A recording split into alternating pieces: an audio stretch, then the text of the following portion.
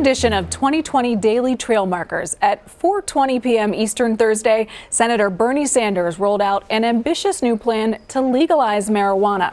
If elected president, Sanders promised to issue an executive order that would remove cannabis from the federal controlled substances list.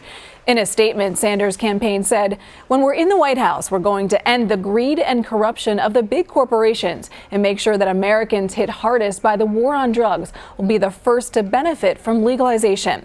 CBS News 2020 campaign reporter Cara Korte joins me now from Marshalltown, Iowa, where she attended a town hall event with Senator Sanders. We'll get to the details of Sanders' marijuana proposal in just a moment, but Sanders has been facing some questions about his age after he took time off to recover from a heart attack he had 3 weeks ago. He brought it up in his town hall Thursday. Let's take a listen. I've been criticized for being old. I plead guilty. I am old. You and the people of this country have an opportunity to take a look at my record. And what you will find is that the ideas that I am talking to you tonight about, they didn't come to me yesterday. They didn't come because I had a pollster saying, "Hey, this is polling pretty well, Bernie. You might want to take that one up." These are ideas that I have fought for my entire life. Cara, how is Sanders framing his return to the campaign trail, and is that resonating with voters?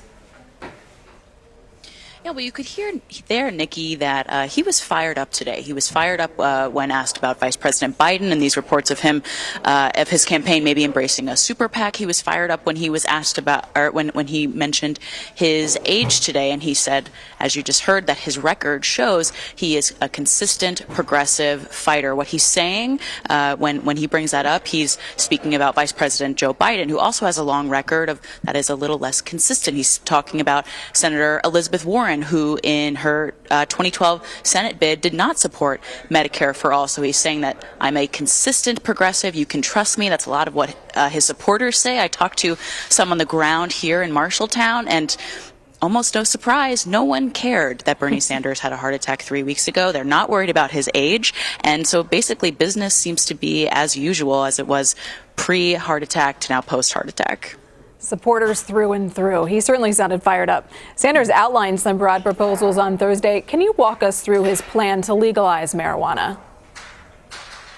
Right. So he wants to legalize the substance nationwide. He wants to codify that law, making it unchangeable through history. He says he would do that in the first 100 days of his administration with an executive order. But it goes further. He says that they want to create 4 different kinds of grant programs totaling $50 billion to make it possible for people to incorporate themselves into the marijuana industry, especially communities of color and underserved communities. These incentive programs would act to basically even the playing field of this growing marijuana industry. He also wants to expunge the records of anyone with a prior marijuana offense. Something else that's interesting is he wants state governments to reevaluate sentencing for people that are currently incarcerated for marijuana crimes. So this is an extremely expansive bill that deals with the legalization of marijuana, but also the industry of marijuana.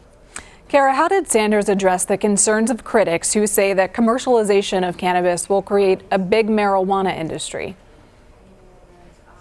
This is an interesting part of his plan. It's something that makes Sanders unique. He talked about the term big marijuana, just as we've heard for many decades now, big tobacco. They're aware that this is a new burgeoning industry, and so you have to counteract some maybe what they would say maleficent actors in the industry. They want to prohibit marketing towards children. As a senior advisor told me today, just as you're seeing with vaping, they expect this to happen with legalize marijuana as well. So they want to end any kind of marketing towards children. They also want to incentivize businesses to make marijuana companies nonprofit. Something else that's interesting is they want to bar any big tobacco corporations or firms from getting into the marijuana industry. So it seems that the Sanders campaign has their eyes wide open about possible pitfalls of this growing industry, and they have that in their plan as well.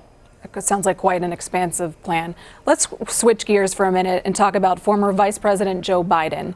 On Thursday, one of Biden's campaign managers seemed to indicate that they are now open to receiving support from campaign super PACs in order to compete with President Trump's massive campaign war chest. What was the reaction from Sanders' campaign? Yeah, so this is basically a giant softball for the Sanders campaign. Bernie Sanders often talks about overturning Citizens United. Reforming campaign finance law is a cornerstone of his campaign. And there's a little bit of blood in the water here. The Sanders campaign manager, Faz Shakir, issued a statement today saying that this is just proof, basically, that the Biden campaign is floundering, that they are failing to gather grassroots support, which, of course, is Bernie Sanders' calling card. So just an example of contrast between the Vice President Biden and Senator Sanders. Cara Korte, great reporting there in Iowa. I'm sure we'll talk to you again soon. Thank you. Thank you, Nikki.